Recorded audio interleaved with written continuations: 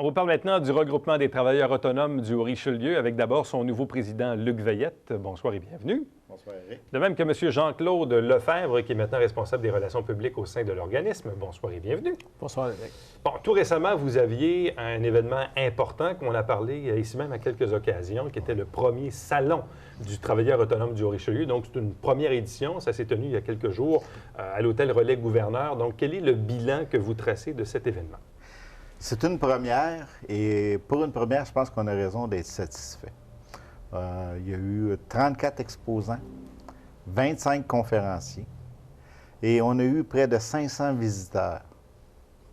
Alors, pour une première, surtout quand on regarde vendredi la température qu'on a eue avec les ouragans, la tempête qu'on a eue, beaucoup de gens qui s'attendaient à venir vendredi n'ont pas pu se déplacer. Fait que c'est très bien. C'était, comme on dit, c'était le genre de journée où on n'avait pas le goût de mettre le nez dehors, c'est ça? Ouais? Non.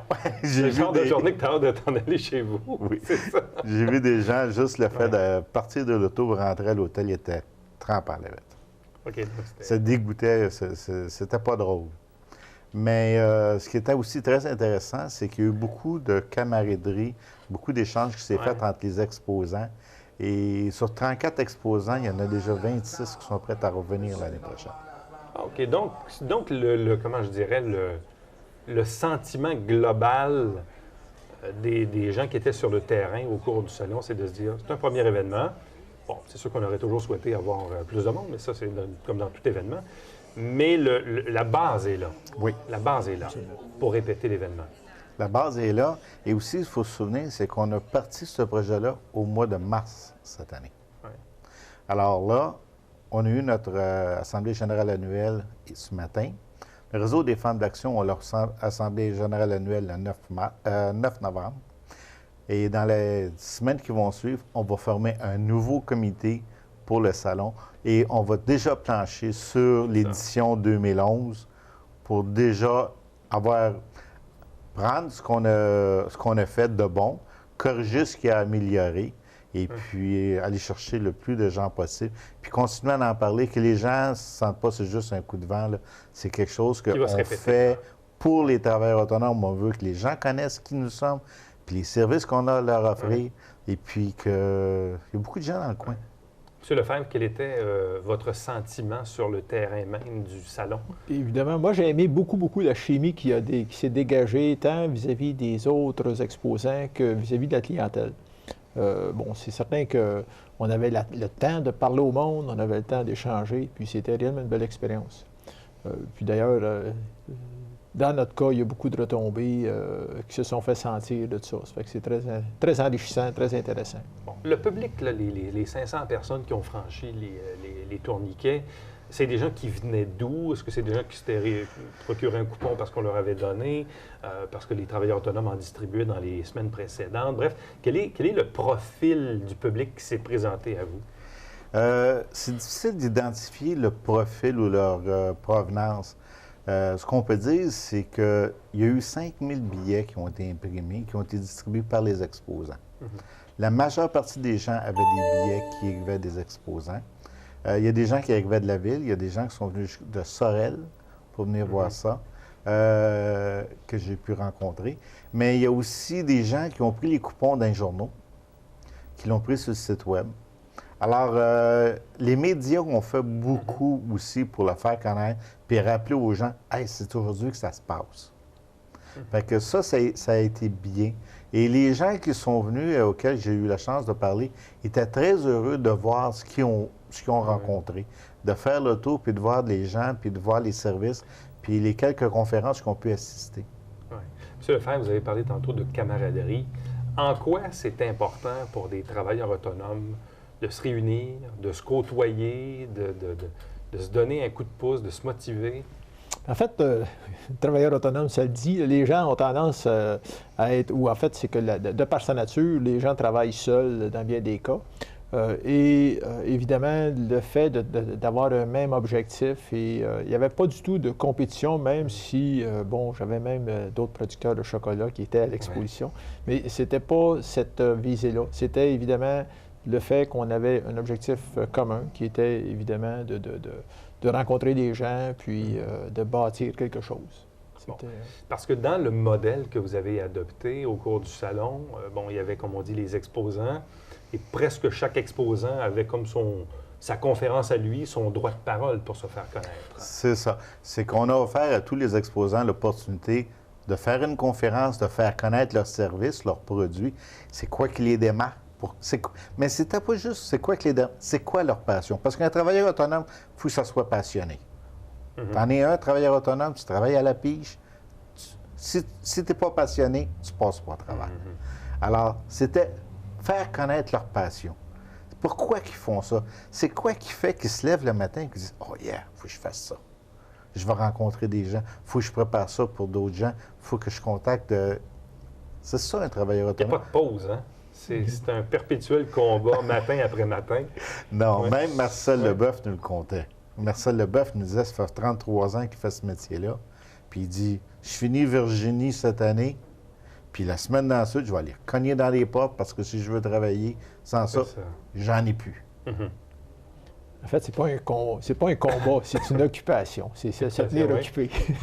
Une façon de le voir. Là. Oui. Bon. Puis d'ailleurs, c'est ça, pour votre première édition, vous aviez donc la présence de Marcel Leboeuf, qui a livré une conférence à la fin, dans le fond, du salon. Dans le fond, Marcel a fermé le salon. Il est arrivé à 7h15. Sa conférence a commencé à 7h30, tel que prévu. Il a étiré ça jusqu'à vers 9h05, 9h10, malgré le fait, comme probablement bien des gens ont su, il y a eu un accident. Il était mal en point. Oui, il était mal en point. Il a tombé chez lui et il ne pouvait plus s'asseoir. Alors, comme à un moment donné, il a dit « Oh, ça a commencé à dégeler. » Ah oui? Oh, oui. Mais non, c'est un homme charmant c'est un travailleur autonome et il l'a dit, ça ne sera pas pour vous autres, probablement j'aurais cancellé. Comme il a cancellé d'autres engagements, mais il dit pour vous autres, je suis venu. Puis on lui lève notre chapeau. Et d'autant plus que il nous a aidés à faire ce salon-là. Parce que c'était notre étendard. C'était notre porte-parole dans un sens. Et puis, c'est aussi qu'il nous a donné quand même une aide financière parce qu'il ne nous a pas chargé le plein prix. Oui. OK? Et puis, on le remercie énormément pour sa générosité et tout ce qu'il a fait pour nous. Il y a aussi l'Étoile qu'il ne faut pas oublier. L'organisme L'Étoile. Oui, le Centre de pédiatrie sociale. Là. Exactement. Qui, eux, ont bénéficié dans un sens parce que c'est eux autres qui accueillaient les gens.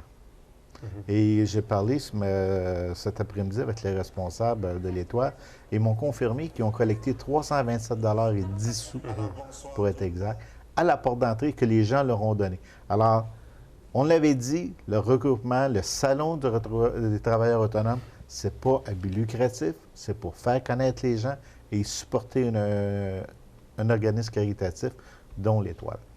Là, au-delà du salon comme tel et de la deuxième édition à venir, il y a toujours les activités courantes du regroupement des travailleurs autonomes qui, grosso modo, c'est les déjeuners du mardi matin. Exactement. Une fois par semaine, le mardi matin, le regroupement se rassemble au restaurant Le Normand pour une discussion. Souvent, il y a une présentation ou une conférence. Une conférence, c'est ça. En fait, ça, c'est une fois par mois. C'est ça, le troisième mardi du mois. C'est ça. Et en fait, je suis un peu parachuté parce que j'ai été élu ce matin. C'est le baptême de l'air, ça. Hein? On commence.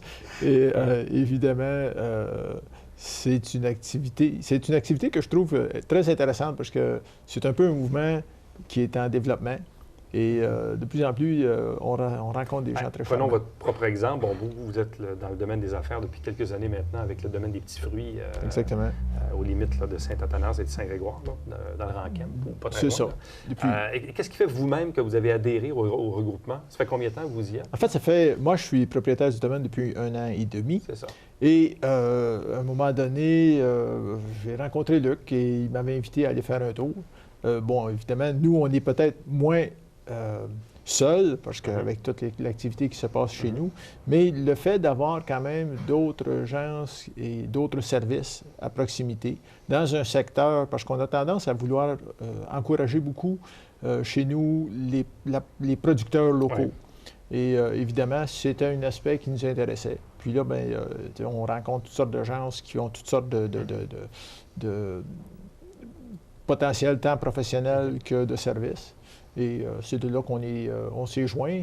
On a commencé à y aller. On oubliait souvent les déjeuners. Puis éventuellement, bien, ça devient une priorité. Puis on aime bien. Parce que là, vous avez combien de membres à ce jour? Il y a à peu près 150 personnes qui gravitent autour du regroupement.